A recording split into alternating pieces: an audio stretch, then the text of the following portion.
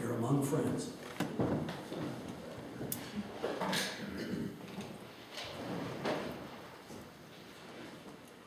I'd like to sing for you the first song I ever heard Victoria sing. We met at a folk festival at Skidmore College in Saratoga Springs, New York, in the spring of 1970. And Saratoga is a very well-known racing town, and formerly a gambling town, which attracted the famous and the infamous alike. And this folk festival was held on North Broadway, which was a string of all these old mansions. And this was at the Surrey Inn, the last mansion on the right on North Broadway. And I had a singing partner at that time by the name of Tom Mitchell, who is a songwriter out of Nashville now, and Victoria was singing with her husband, Pat Garvey. And Tom and I did our set, and Tom happened to be living in an apartment house, which was this old turn-of-the-century Greek revival mansion in Saratoga. And Pat and Victoria were also tenants in that building.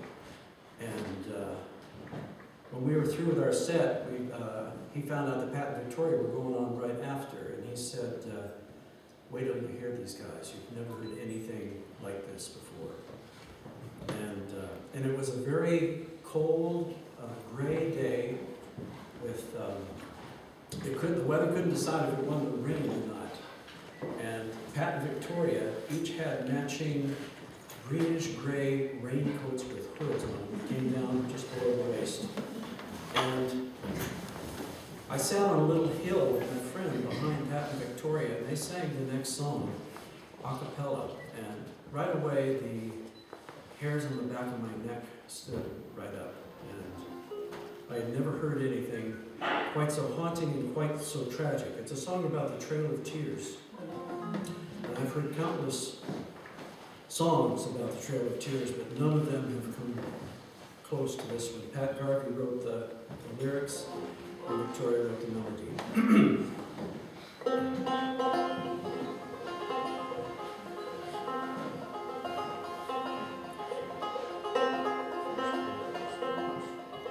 The Trail of Tears went winding, weeping into Tennessee, Kentucky, Illinois, Missouri, Arkansas would sing. 4,000 silent graves to mark the trail to Tahlequah. 4,000 testimonies to the white man's cruel law. The Choctaw went before him to the western country. The Creeks were next to suffer loss of pride and property. The Smoky Mountain region bid the Chickasaw goodbye. No more would see the Cherokee beneath its giant sky. One October morning in the chilling, drizzling rain, 640 wagons left for Oklahoma's plain.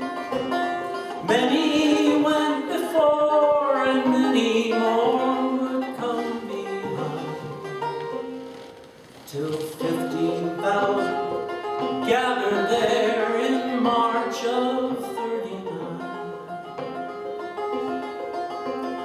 Voices of the drivers of the moving caravan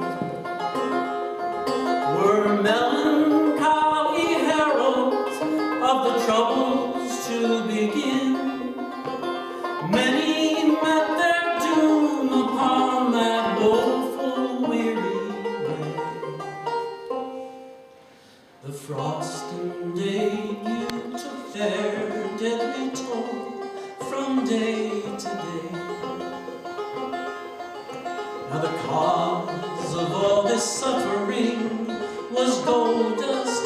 so they say. The greed of white and Christian men made Indians to pay.